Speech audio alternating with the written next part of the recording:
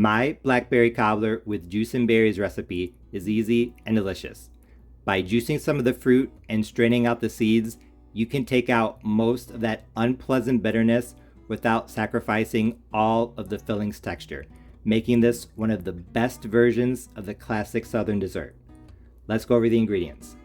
You will need a total of 36 ounces of whole blackberries, fresh or frozen, 1,026 grams. 12 ounces of the berries you will keep whole, but 24 ounces you will juice.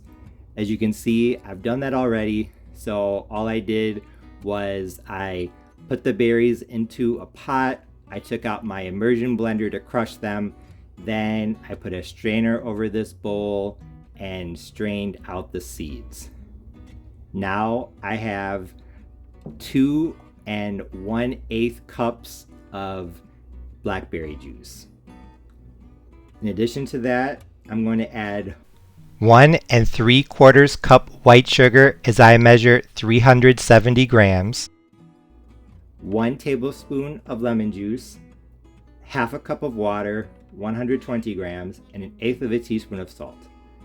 I'm going to thicken the filling with a cornstarch slurry made with 3 tablespoons of cornstarch, 30 grams, 3 tablespoons of water, and then to top everything off, once I've assembled the cobbler, I'm going to add a sugar sprinkle of 1 tablespoon white sugar and 1 tablespoon light brown sugar, 15 grams each.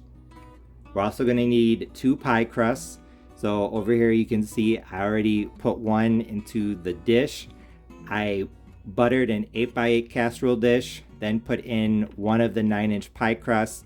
I poked holes in it with a fork, then I par-baked it uncovered and empty at 350 Fahrenheit for 5 minutes.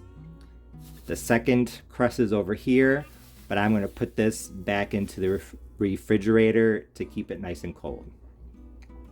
So this recipe is super easy. The first step is cooking the berries on the stovetop to make the filling. I'm actually using frozen berries. For juicing them, you need to thaw them first, but for the berries that are going to be whole, you can just put the frozen berries into the pot like I did. So now I'm going to add the 2 1/4 cups of juice. You can see it doesn't have any seeds, but it does have some of the fiber. 1 1/4 cups of white sugar. I know it's a lot, but blackberries are tart, so to really make it taste like a dessert, you're going to need a good amount of sugar. 1 tablespoon of lemon juice, half a cup of water, and 1/8 of a teaspoon of salt. The slurry I will add later along with the sugar sprinkle, so I'll put that off to the side. Now all I'm going to do is mix the ingredients together, then turn on the heat to high and bring this pot to a boil, and then I will bring you back. My blackberries have now come to a boil, so now I'm going to turn down the heat to medium, and I'm going to keep stirring as I cook them on medium heat for 10 minutes. This is just to boil off some of the liquid and soften the whole berries. So I will bring you back after 10 minutes have gone by.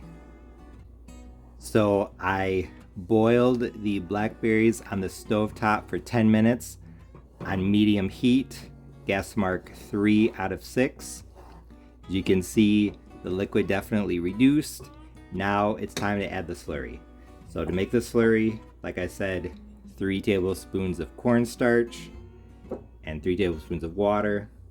And mix them off to the side and add it in. If you've never made a cornstarch slurry before, it's important to not add the cornstarch directly to a hot liquid. So if you just dump the cornstarch in, it's going to clump. What you need to do is you need to mix the cornstarch with a liquid my case, maybe slightly cold water. It's just from the faucet.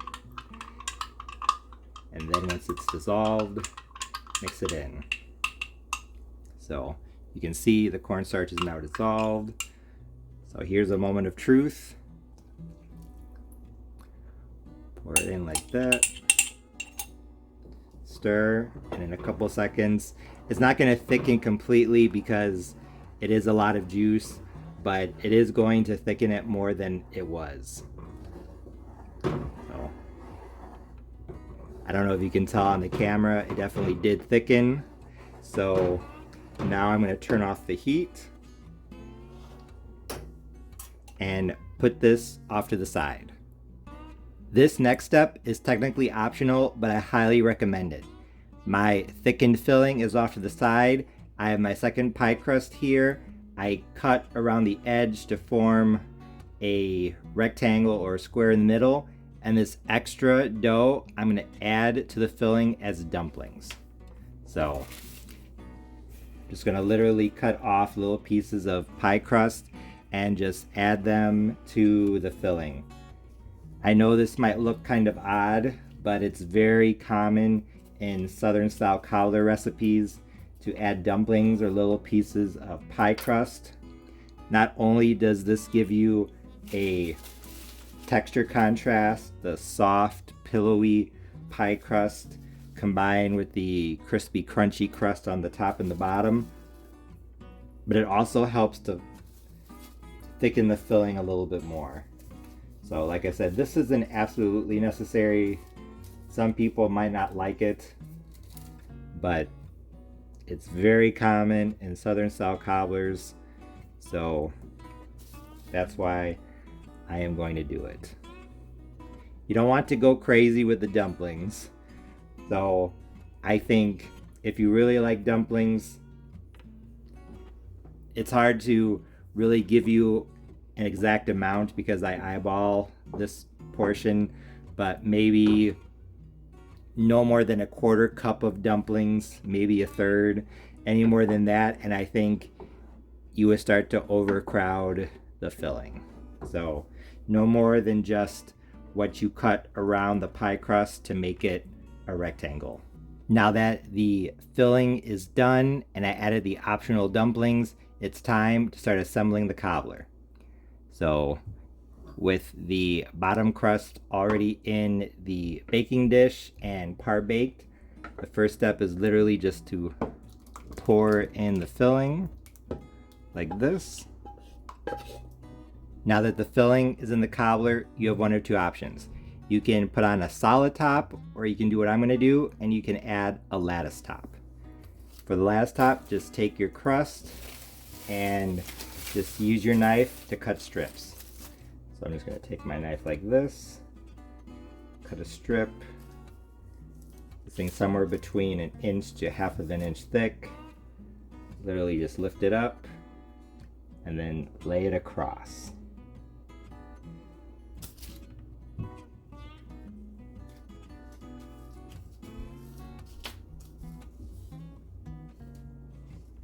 I personally like to space them the same width apart like this, or the width of one strip. So just measure out and then put it like that. Or you could start from the sides and then go in. I'm going to do that this time.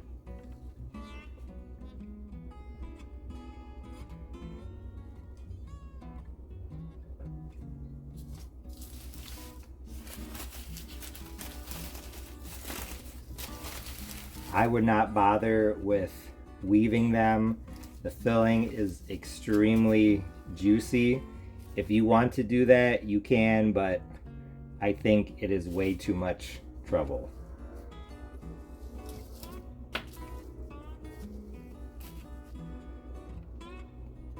And my recommendation is the side of the crust that you peel off the wax paper or the counter, put that up, because usually that's a little bit flatter, it looks a bit nicer.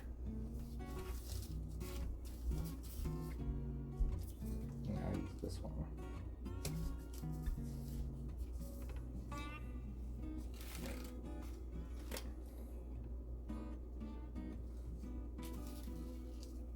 They're not all the same size, but that's okay. Now for the final touch. I have my sugar sprinkle. I'm literally just going to mix together the white sugar and the light brown sugar, and then I'm just going to sprinkle them on top. This is optional, but I think it adds a little bit of extra sweetness. The light brown sugar adds a depth of flavor and it adds a nice crunch. So I like doing it. I don't know a lot of other people that add a sugar topping to their cobbler. So if you've never done it, I recommend it. Sprinkle it on like this, aiming for the crust, but if some falls into the liquid, that's fine. Then once I'm done with this, I'm going to bake it in a 350-degree oven, uncovered. I'll let you know for how long. Even though it's not required, I highly recommend placing this on a baking sheet. Like this. It's going to make it a lot easier to take in and out of the oven. I just pulled the cobbler out of the oven. It was in at 350 degrees Fahrenheit, uncovered, for 60 minutes. 60.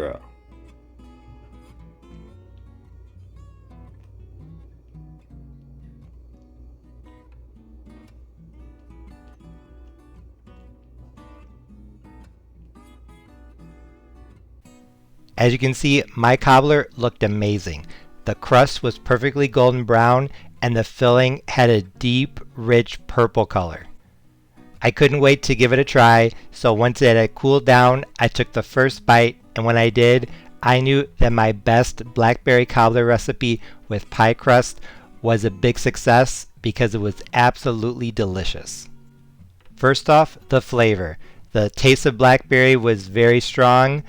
A little bit of lemon juice really helping to bring out the fruitiness. Although I did add a lot of sugar, 1 3/4 cup, I didn't think it was too sweet. Actually, it was just right. Perfect for eating on its own or with vanilla ice cream. Because a little more sugar really helped to balance out the tartness and the slight bitterness from the seeds. Speaking of the seeds, juicing some of the berries and straining out the seeds, but then leaving some of the other berries whole was the right call, because in my opinion, this was the best version of Southern Blackberry Cobbler that I've made so far.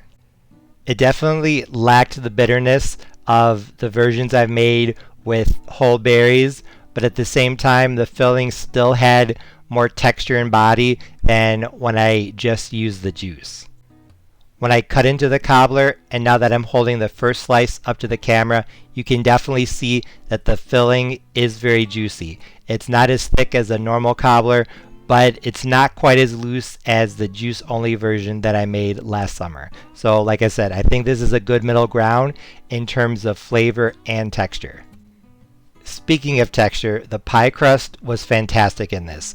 The crust on top was crispy and crunchy, while the dumplings in the filling were soft and pillowy.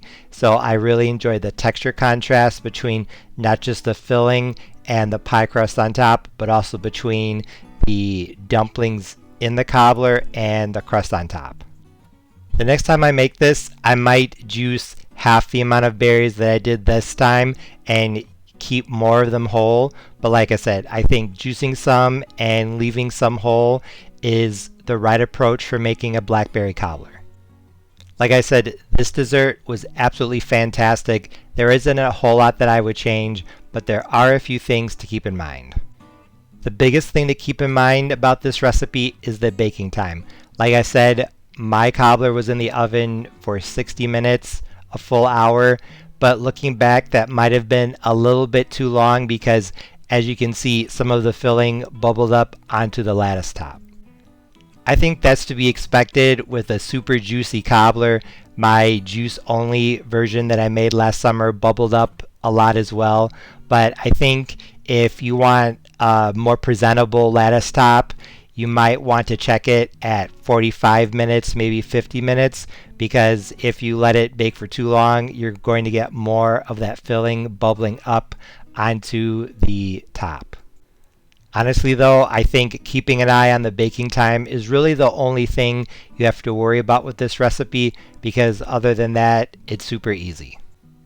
And as you can see here, I did serve my cobbler with some vanilla ice cream. Definitely not required, but it did go very nicely with it. So if you want to serve it with whipped cream, Cool Whip, something else, I'm sure it would be great. So if you're looking for the ultimate version of this Southern style dessert, my best blackberry cobbler recipe with pie crust is one you need to try. I know you'll love it. As always, thanks for watching. See you next time.